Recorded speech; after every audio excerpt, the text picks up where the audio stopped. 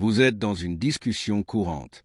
Rien de grave, peut-être un commentaire grossier, une attitude que vous n'avez pas appréciée. Mais sans vous en rendre compte, vous vous fermez. Le ton change. Ses yeux se durcissent. L'autre personne le ressent. Elle réagit. Et soudain, ce qui était petit devient un abîme. L'amour est toujours là, mais la connexion est perdue. Cela se produit tous les jours, dans les relations les plus intenses, dans les familles les plus proches, dans les couples les plus passionnés. Le problème n'est pas l'amour. C'est ce que vous ne comprenez toujours pas à propos des émotions. On vous a appris à penser que l'émotion est quelque chose que vous pouvez contrôler. Ce sentiment de colère, de peur, de jalousie, de tristesse est un défaut. Qu'être rationnel est toujours mieux. Et grâce à cela, vous avez appris à avaler ce que vous ressentez, à sourire lorsque vous êtes blessé, à vous taire lorsque vous avez envie de crier. Vous pensez que vous protégez la relation, mais il creuse sa propre distance. Parce que lorsque vous réprimez ce que vous ressentez, vous vous déconnectez de votre propre vérité, et il n'y a aucun moyen d'aimer vraiment quelqu'un lorsque vous ne vous permettez pas d'être qui vous êtes. Les émotions sont comme des capteurs internes. Ils vous avertissent lorsque quelque chose ne va pas. Ils exigent de l'attention, pas de la répression. Lorsque vous vous sentez jaloux, par exemple, cela ne signifie pas que vous êtes possessif. Vous vous sentez peut-être en insécurité, avez peur de perdre, manquez d'attention. Mais si vous ne l'entendez pas en vous-même, si vous attaquez ou vous vous fermez, l'autre personne ne comprend pas. La personne que vous aimez commence à se sentir attaquée, étouffée, incomprise. Et c'est là que le cycle commence. Elle s'éloigne, vous avez encore plus peur, vous réagissez encore plus mal. Et à la fin, celui qui perd, c'est toi. Et perd ce qu'il aime le plus. La vérité, c'est que personne ne vous a appris à ressentir. Ils t'ont appris à te cacher. Et maintenant, en tant qu'adulte, vous continuez à faire cela. Combien de fois avez-vous dit « Je vais bien » alors que vous étiez en train de vous effondrer intérieurement? Combien de fois avez-vous retenu vos larmes parce que vous pensiez que c'était de la faiblesse? Combien de fois vous êtes-vous excusé simplement pour éviter un conflit, même si vous pensiez avoir raison? Vous ne faites pas preuve de maturité en évitant la confrontation. Vous trahissez vos émotions. Et chaque fois que vous faites cela, vous vous éloignez davantage de la personne à côté de vous. Parce qu'elle ressent. Elle voit que tu n'es pas entier. Elle se rend compte que tu n'es pas transparent. Et personne ne peut aimer ce qui ne comprend pas. L'amour a besoin de vérité. Et la vérité exige du courage émotionnel. Il ne s'agit pas d'exploser, ni de se plaindre de tout. Il s'agit de savoir ce qui se passe en vous, de pouvoir l'exprimer clairement, avec présence, avec respect.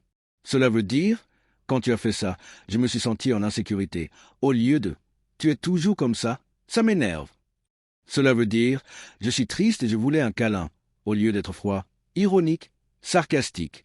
Cela semble simple, mais cela change tout. Parce que lorsque vous pouvez vraiment vous montrer, les autres vous voient. Et quand ils vous voient, ils se connectent. Et quand il y a connexion, il y a croissance. Peut-être vivez-vous actuellement le début de la fin d'une relation. Peut-être que quelqu'un que vous aimez s'éloigne. Et tu ne sais pas pourquoi. Vous essayez d'en faire plus, de plaire davantage, de donner davantage. Mais la personne reste distante. Savez-vous pourquoi? Parce que ce n'est pas ce que vous faites qui compte.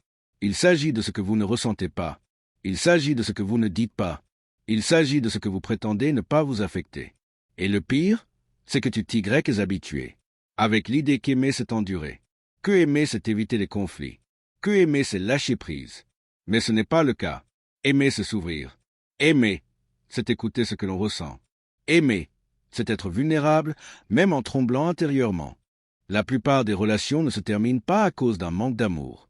Cela finit par être trop silencieux, par orgueil déguisé en maturité, pour les chagrins inexprimés, à cause des ressentiments accumulés.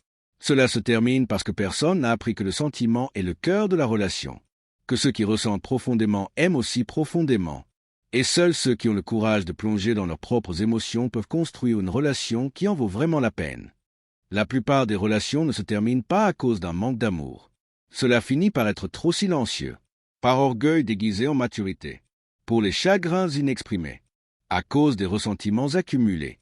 Cela se termine parce que personne n'a appris que le sentiment est le cœur de la relation, que ceux qui ressentent profondément aiment aussi profondément.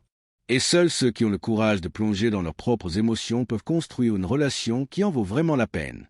Si vous continuez à vivre comme si l'émotion était une faiblesse, vous perdrez tout ce qui est fort dans votre vie.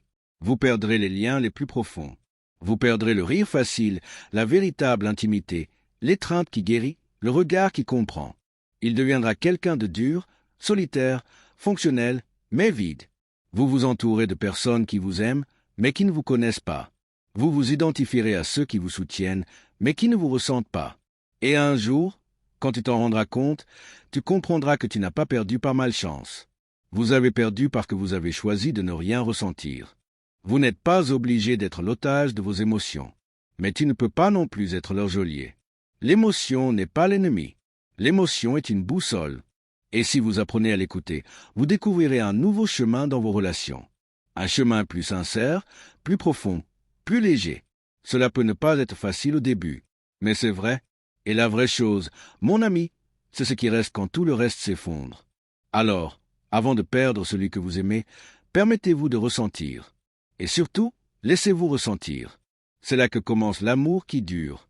Si ce texte vous a touché, s'il a du sens d'une certaine manière, ne le gardez pas pour vous.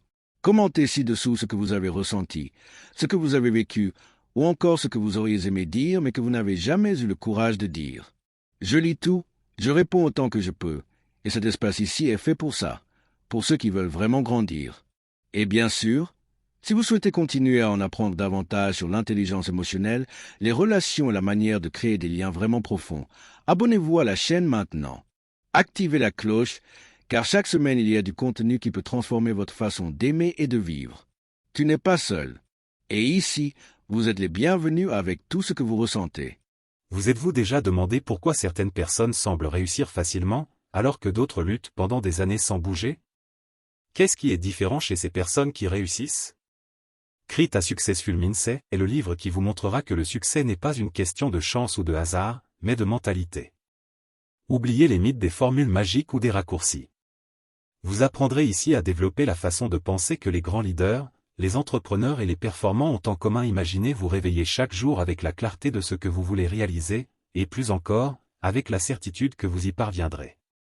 Le chemin vers le succès commence par la façon dont vous pensez et agissez, et créer un état d'esprit réussi est votre carte.